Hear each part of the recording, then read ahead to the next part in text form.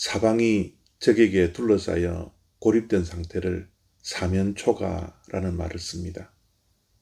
궁지에 몰려서 아무것도 할 수 없을 때를 뜻하는 말입니다. 요즘은 한국에서 빼박이라 말을 하더라고요.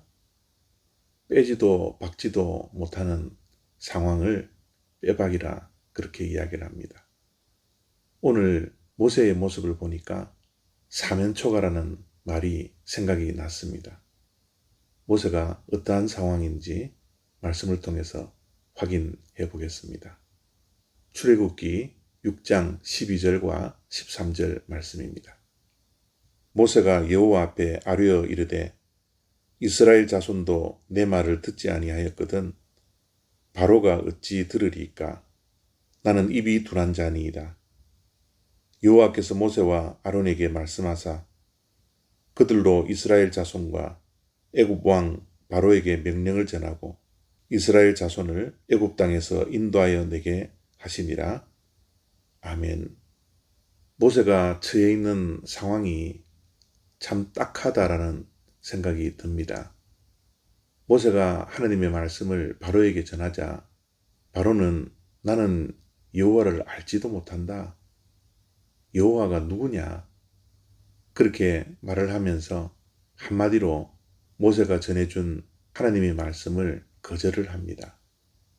어쩌면 당연한지도 모르겠습니다. 하나님에 대해서 전혀 모르는 바로에게 가서 모세가 하나님이 이렇고 저렇고 이야기를 하면 당연히 들어주지 않겠죠. 그런데 문제는 동족인 이스라엘 백성들까지도 모세의 말을 듣지 않았다고 합니다.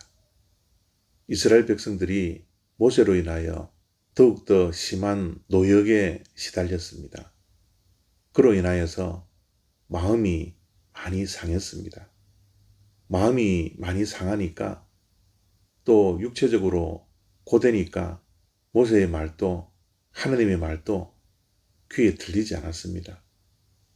그래서 모세는 자기에게 가장 우군이 되어야 할 형제들까지도 말을 듣지 않는 상황 속에 있었던 것이죠. 그래서 모세는 하나님께 나아가 자기의 상황을 하나님께 하소연합니다. 낙심할 수밖에 없는 사면초가의 상황을 하나님께 말씀을 하죠. 형제인 이스라엘 백성들도 내 말을 듣지 않는데 하나님을 알지 못하는 바로가 어떻게 말을 듣겠습니까? 바로가 어떻게 이스라엘 백성들을 내보내겠습니까? 라고 자신의 낙심된 상황을 하나님께 아뢰입니다. 그때 하나님께서 모세에게 말씀하시죠. 내가 누구냐? 나는 여호와 하나님이라. 너희 조상들에게 약속한 언약의 하나님이라. 나는 전능한 하나님이라. 이렇게 말씀을 하며 모세에게 위로하고 사명을 다시 한번 주는 그런 말씀이 오늘 본문 말씀입니다. 누가 그러더라고요. 절벽에 서면 가장 위험하지만 그곳은 이 세상에서 가장 아름다운 곳을 볼 수 있는 곳이라고 말을 하더라고요. 우리의 삶 속에서도 때로는 사면초가의 상황을 맞이할 수 있습니다. 이러지도 저러지도 못하는 진퇴양난의 순간을 맞이할 때도 있죠. 우리가 다 알다시피 사면이 다 막혀 있다 할지라도 하늘은 뚫려 있습니다.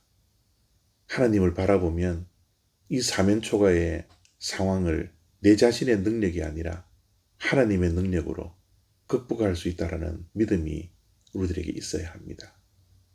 모세에게 필요한 것은 하나님에 대한 신뢰였습니다. 주변의 사람들의 말에 낙심한다 할지라도 하나님의 말씀에 다시 한번 귀 기울여서 하나님을 믿고 사명을 감당할 수 있는 것, 그것이 바로 낙심한 모세에게 필요한 것이었습니다. 오늘도 하나님을 바라보며 우리가 처해 있는 힘든 상황들을 믿음으로 극복해 나갈 수 있는 저와 여러분 다 되시기를 바랍니다. 감사합니다.